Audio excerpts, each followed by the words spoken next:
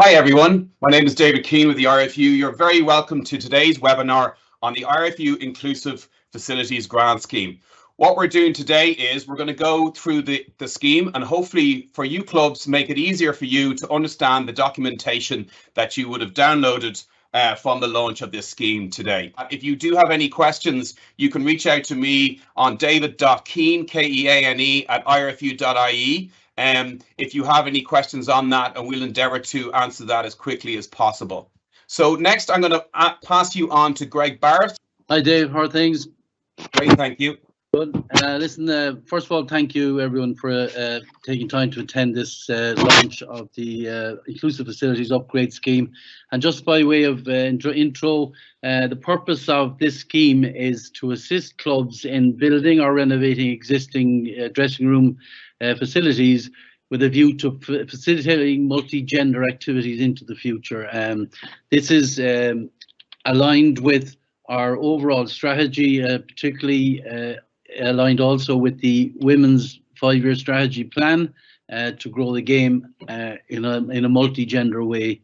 It's important to mention it is a 5-year scheme, so there is a time-bound limit on it. So clubs need to get their activities together to make sure if they're interested in doing this, they need to be working hard to apply for the scheme. We will be managing the scheme under the Club Loan Scheme Committee, which is now chaired by Liam Rattigan, and we have added some expertise around construction to that committee to ensure that we are on point with building costs, quantity surveying, facility management and all that type of area. So we've co-opted Conor O'Brien, who's retiring as the Chief Financial Officer of the IRFU, who's agreed on a voluntary basis to come in and help on this scheme, and also Brian Humphreys, who is in the construction industry and was very much part of the working party that set up did the groundwork for the scheme. So what will be a success is when we give money out, and there is an absolute belief within the IRFU and the Rugby Committee that the measure of this scheme's success will be getting a lot of money out to clubs. That's the aim and that's the ambition of it. So they're the main points I'd like to cover, Dave. Just on a bit of the background, I think from the very outset, the biggest key was understanding the need of all the stakeholders, and to do that we needed the right expertise around the table. So the chair, David Miller, his background is in property development, and he was absolutely instrumental in helping collate resources to streamline project management and to help ease the burden on clubs as much as possible. One of the other key considerations outside of creating facilities that people want to use was the environmental impact of any projects that are undertaken. So Dave Ryan from committee as well, his specialist is environmental and renewable energy. From my own background, I've worked in property and facilities over in the UK, but I also brought a female lens. As anybody who works in youth rugby knows, the current trends show that players, particularly at underage, they tend to go home and shower after matches. And this reflects that the facilities are really no longer suitable for use. And it also means clubs are losing out in revenue. And then I've coached now female rugby for up on 6 years in Ireland.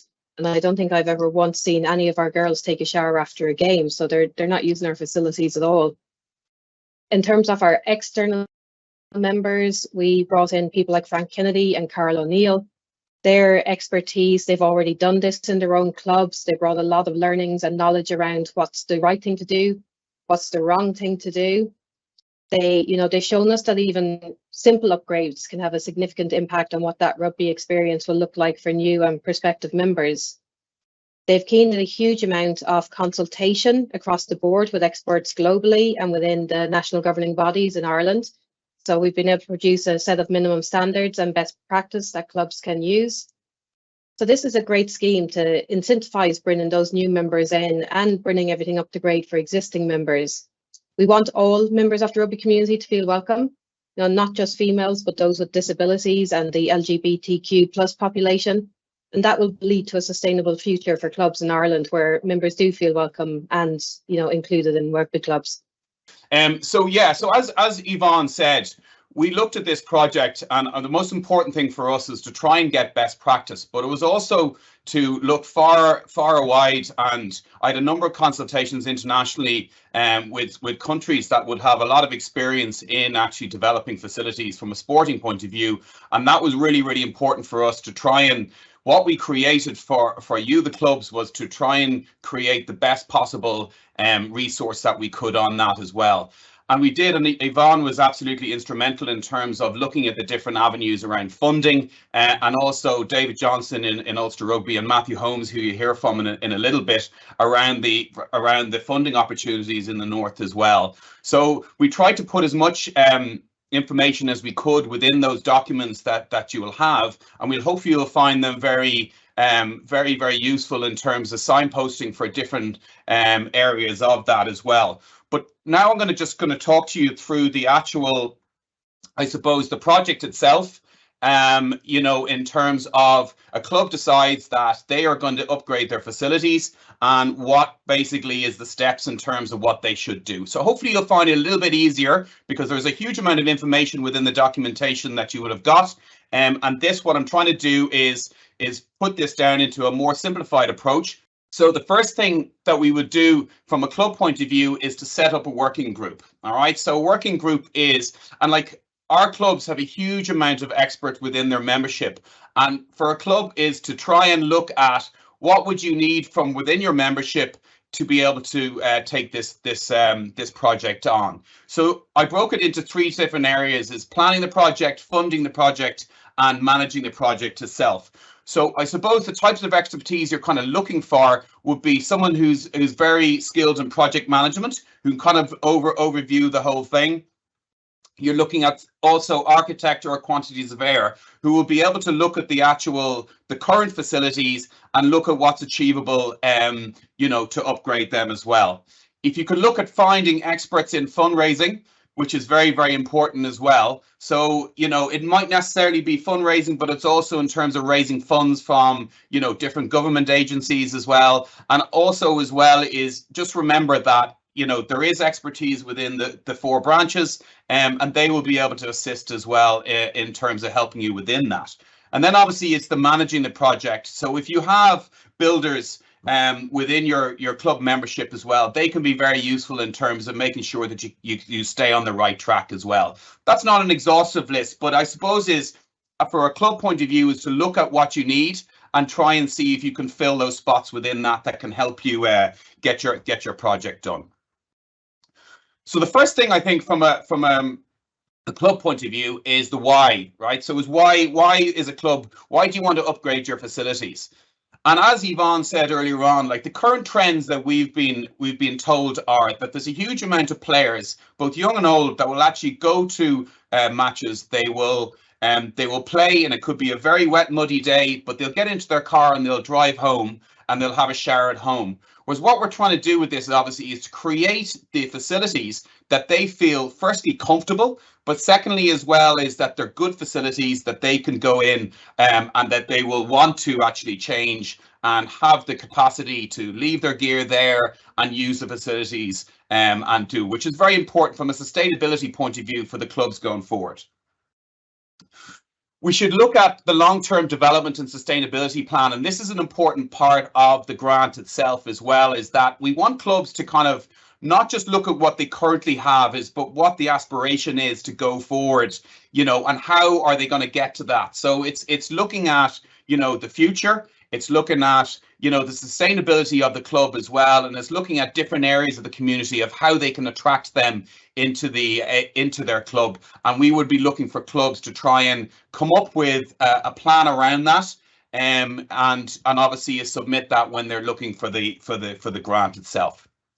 The next thing we looked at was what you want versus what you need, and this is a very important bit because clubs can be aspirational, but it's very important to actually look at what you currently have and what the aspirations are, but not to go outside your means. And what we mean by that is, if you're a club with 2 teams, for example, you don't want to build a whole new facility with 12 changing rooms if that's not what the current needs are. Now, of course, you're looking to develop, but again, it's absolutely everything should be in a balance, is to look at actually what you currently have, but what you want to have in the immediate in future that you want as well. So it's just to be sensible in terms of the facility that you want to actually create.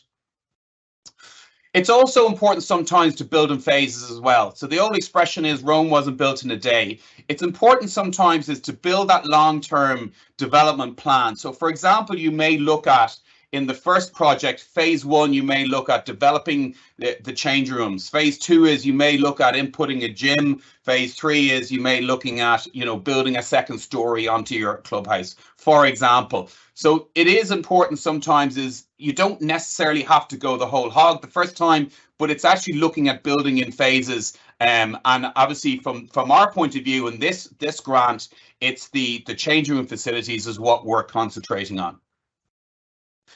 So one of the big things, important things is, again, and this ties into your working group and the expertise within this working group from an architectural point of view and a quantities of air point of view, is a feasibility. And one of our experts on our working group actually created a feasibility study, which you're going to find in Appendix 1 on our section on the IRFU website. And again, what this does is it actually looks at the current for example, it looks at the current facilities and it looks at what your capacity is to develop. Okay, so sometimes if you need to kind of do this, because if you have your current facilities and you try to put in a plan for something that's absolutely not achievable because of potentially the square footage of the facilities that you're talking about, or a number of different factors as well. So that feasibility study is important for a club to do with an expert so that they can understand is what is achievable for them to do. So then we looked at the what. Okay, so there's different types of facilities that you could do, and you could look at a new build, which is a whole new building, again, which could be quite expensive, and it would be fantastic to do. And again, I suppose if you looked at the length of time that would take to build, you're looking at a longer build of time. You can look at the refurbishment of the current facilities, which would take less than a new build and could be slightly cheaper than actually starting a whole new building from scratch. And the third option that we looked at was the modular system. Now, the modular systems can be quite expensive, but what the difference is that it's timing. So, for example, where you look at a new build and a refurbishment that could take, a year or could take 18 months or longer, the modular system is once you have the actual drawings and the structure done, that can be done within a couple of months and delivered within a couple of months as well. So that's the difference. And the standards of these days of the modular systems are excellent. So there's different types of bills that you can look at for your project. So who to consider? We're looking at all stakeholders, and it's just important to remember as well is, like, a long time ago we would have only sort of, I suppose, pigeonholed ourselves into looking at certain types of people, who might turn up to the club as well. We've got to look out and become, community clubs that were part of the whole community and that were welcome for everyone, and that everyone feels comfortable and welcome, that there is a place for them in our local clubs. And this is very, very important to take into account. It's very important to survey your current and future stakeholders as well, because when you're actually looking, and we've done an awful lot of work on the considerations, design considerations, and again we surveyed our stakeholders to get feedback. But also you might come up with something new in terms of what your current, in terms of their current facilities, what your current stakeholders want, and also as well as from a future point of view is what you may need, because you may have a different type of team coming in into your club, and you may need to be able to look after them as well. So the design considerations, and Ross O'Donoghue is going to talk you through just in terms of what's best practice as well. But I suppose from an overview, what we're looking at is we're looking at multi-gender, and we're also what Yvonne mentioned earlier on, which is very important. And David Ryan from the IRFU committee gave great sort of inputs into this, is the environmental considerations, because both the governments north and south are really looking at this from, the building of facilities going forward. This is going to be a huge aspect of this as well. And it's very, very important when you're looking at grants and you're looking to get funding from government agencies that you do take this into account. because again, that will actually assist in terms of whether you're successful or not in achieving funding. So then look at the cost of it, right? So I suppose in terms of just outlining what it's going to cost, you know, and looking at I suppose breaking down onto the different sort of areas in terms of the cost. The first and the most, I suppose, the biggest cost is going to be your construction, all right? And then we look at contingencies, and what contingencies are, for example, if you have bad weather in the building of it and there's damage to the property, you know, you have a difference in you know, costing of materials that could happen. And, you know, as we know in today's world, like, I mean, there can be a fluctuation in prices in different materials as well. So it's putting contingencies in place so that you don't cost something and then find 6 months down the line then that you're short on what you're looking for. There's professional fees as well. So obviously at the start we said is you're trying to look within your own you know, community, and you're looking within your own club membership to try and bring that expertise to your working group and to the project itself. But there is also as well the need probably to bring in professionals in terms of helping you oversee that, and that may be that there's obviously a costing within that. And then it's the statutory fees. The statutory fees would be, I suppose, you're looking at sort of the costings around things like, you know, putting in your planning application. So there's different fees that can attach to different areas when you're actually building your facilities as well. And obviously then we have our value added tax as well. So when you're looking at the overall costing, you're trying to cost it with your experts.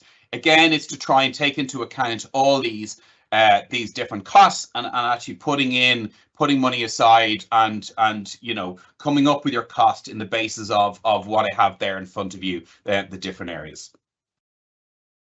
Okay, so the last thing then that I would talk about is, I suppose, is a checklist from your applying for the grant, all right? So you've started up, you've decided you're going to do a project as well and you're looking and you're aspiring to apply for the IRFU grant and you're looking and saying, right, what are the steps that I have to take to get there?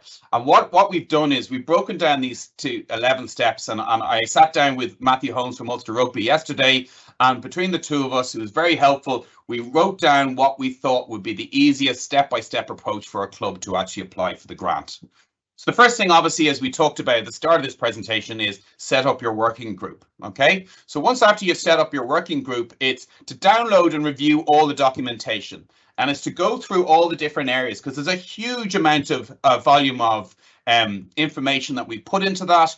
There's links to different websites. You know, there's a lot of stuff there as well. So it is important that clubs take time to review all that and are very much, you know, in line with what's been said in these documentations as well. And if you do decide, or you do feel that you have questions to ask, again, as I said to you, you can reach out to us or you can reach out to the branch, and we will endeavour to help you, because that is what we are here to do, is to try and help you through this and you know, do hand in hand with you on these projects. So the next thing is obviously it's submitting an expression of interest form. And what that does for us in an IRFU point of view is to understand then that the club is actually aspiring to do a project where they're going to upgrade their facilities. And also then it allows us to look at, you know, the different areas of where you're at, and I suppose is what needs to come next and what needs to be covered off before you actually apply to it. So it gives us an idea of who is interested, but it also then is, you know, gives us the ability to try and work with the club along with the province to try and see how we can help you get to the phase where you need to you can apply for the grant. Obviously, you need to develop your long-term development and sustainability plan. And again, as we say, is this can be done with your branch. In terms of getting help in terms of your branch as well. There's a wide range of expertise in both the IRFU and the 4 provincial branches, which can help you in terms of developing that long-term development and sustainability plan. But also as well is just remember as well is there's a huge wealth of information within the club membership as well. And again, it's about clubs looking to tap into that and to help develop these plans. Undertake a feasibility study. Obviously, it's important then that you look at your current facilities and you look at how you're going to what you're going to do and what is feasible to improve those facilities. A detailed project design again, I suppose we've had a couple of questions in that come in about, you know, like what are the criteria? The most important thing for us in terms of this grant is that clubs look at it and, you know, it's a project that they're able to, along with the grant and potential other sources of funding that they're able to cover, but also as well as the considerations, and that's the multi-gender considerations, which Ross will talk about in a few minutes, and also as well as the environmental considerations. So we need to look at that and say that, you know, clubs have made you know, an effort to, you know, put into energy saving, you know, they've managed to put in materials that are you know, long-term sustainability or recyclable, and that they are able to, so that we can see that they've made those efforts to do that. Planning permission obviously is important again, and what we would say to clubs is as well is once you get that, try get your planning permission you know, in as early as possible, because sometimes, you know, planning permission can take time, and not all projects require planning permission. So there are projects that don't, but again, if you need to apply for planning permission, then obviously try to get that in as early as possible, because again, that can speed up the process in terms of you achieving your goals. Secure match funding, so 20% of the cost. So you would cost the actual the cost of the project, and ensure that you have 20% of that in your accounts, and then obviously demonstrate other sources of funding. And what we've done is, again, and Garrett Tubridy and Matthew Holmes will talk to you around the funding side of things, is there's a huge wealth of areas, and we've dug deep to try and find all the different avenues that you can go to try and get funding for your club, for your different facilities. Ensure governance requirements are met. So your club you know, your club plan in terms of, you know, again, working with your province to ensure that, you know, your safeguarding requirements, again, working with the spirit officers within the club to make sure that your club are up to date and have the requirements that the IRFU and the branches require of you as well. So then the next step obviously is to submit the draft to the branch for approval. And again, I suppose when you're getting to that stage as well is you've pretty much done all the heavy lifting, and what's left is to get sign off from the branch. And then obviously the last thing is apply for the grant as well. So by the time it gets to the IRFU, you've gone through all the steps. You've got everything boxed off that you want. The time you apply for the grant is that you're in a very, very good place to do that. Garrett Tubridy, how are you? Hi, everybody. Good afternoon. I suppose I would have spoken to a number of you before regarding the Sports Capital Grant, and it's just a reminder in the context of everything that David Keane has just brought you through. A lot of those steps would stand to you if you are thinking of applying for a Sports Capital Grant. Sports Capital Grant funding usually comes out annually. It's for the 26 counties, and Matt will go through some of the options that are available for those in the Northern Ireland. But the Sports Capital usually comes out annually. There isn't a programme open at the moment, but I understand that there will be one in the next couple of months. You can get grants of up to 150,000 available for clubs for capital works, but there's also equipment grants available as well, and they're much less onerous in terms of the application process. If you take away one thing out of today, David has mentioned it already in terms of setting up a working group. Totally agree with that. I think it's really, really important, and that same working group could work on the application for a Sports Capital Grant.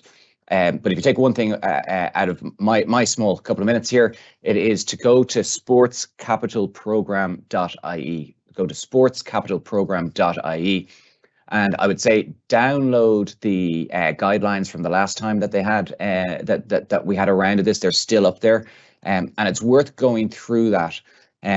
Not least because you can first of all check if your project is likely to be eligible. There are certain elements and projects that they will fund and other projects that they won't fund.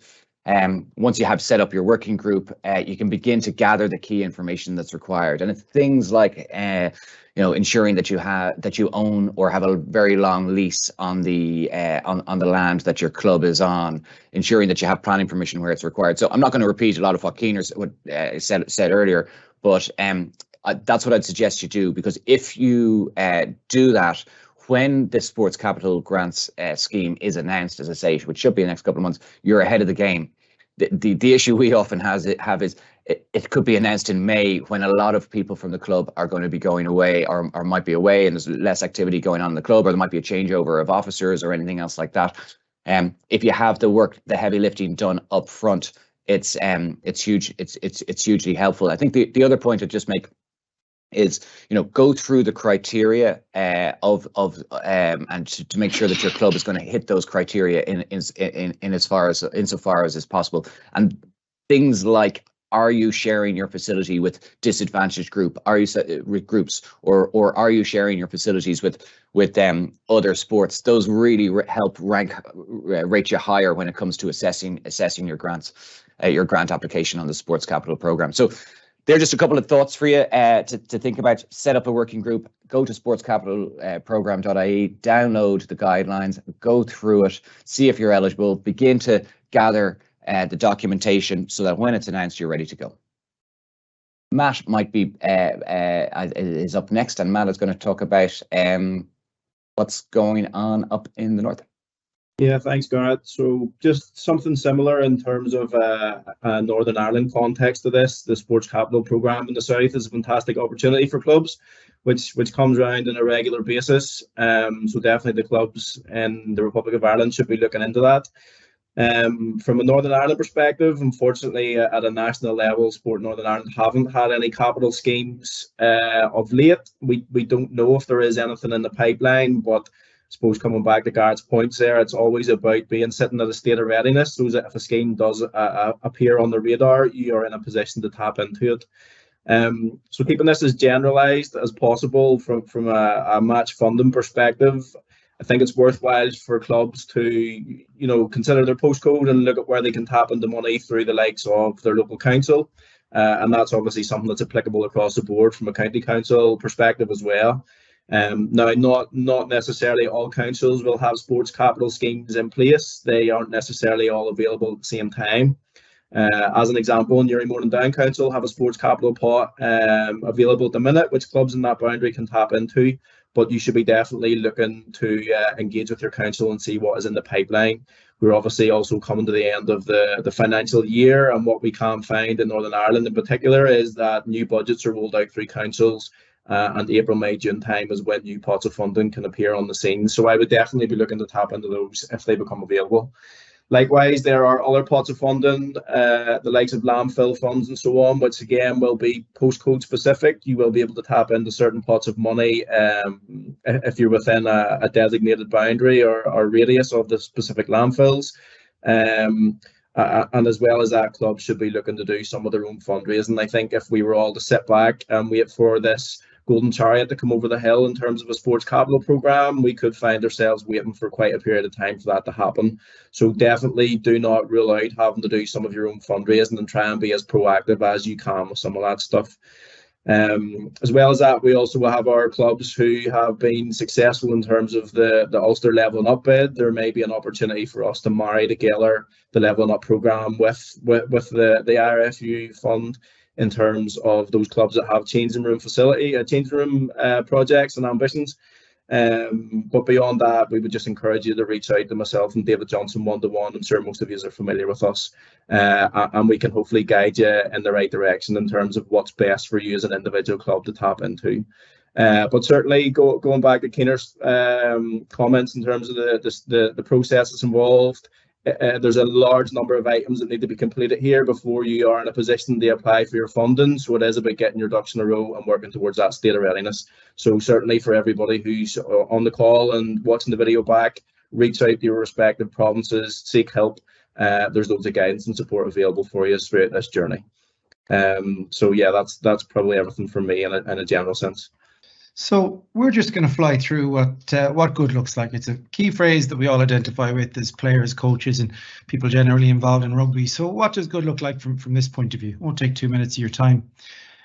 Reminding ourselves that this is about inclusive facilities, and where does inclusivity come from? Well, it is a core value of Irish rugby. And what we talk about here is rugby transcending barriers and differences of race, gender, age, disability, sexual orientation, and religion. And when people try and describe or explain these words, which are relatively new into our lexicons in community sport, we talk about there's a dance floor analogy. So let's translate it into rugby and say diversity is being welcome in the rugby club, and inclusion is being invited to play rugby in the club. And we'll see more and more in the coming years about equity as opposed to equality, and the difference there being equity being access to rugby clubs proportional to the needs of our participants and our community.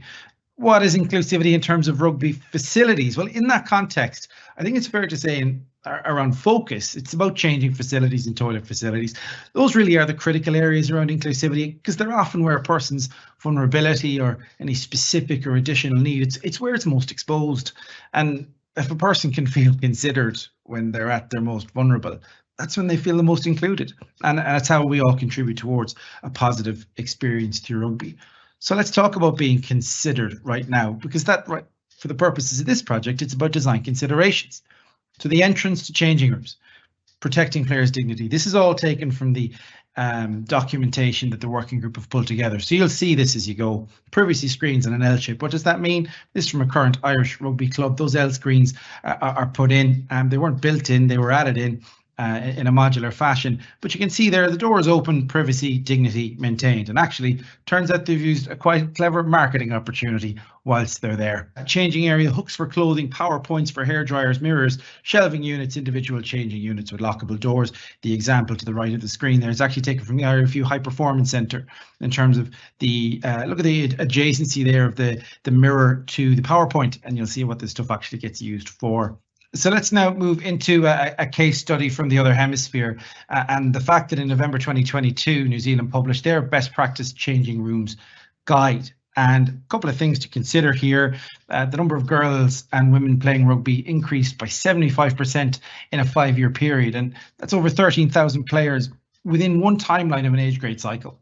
So there's almost 500 clubs in New Zealand. So think of that as one full squad per club, if we want to translate it here. And it should be said, the numbers of women and girls playing rugby in Irish rugby is tracking really, really well. All those key metrics across adult, youth, third level, Altiplay Rugby, Aviva Rugby, Give It a Try, secondary schools, coaching, leadership, we're all on an upward trend. So this is what's coming down the tracks.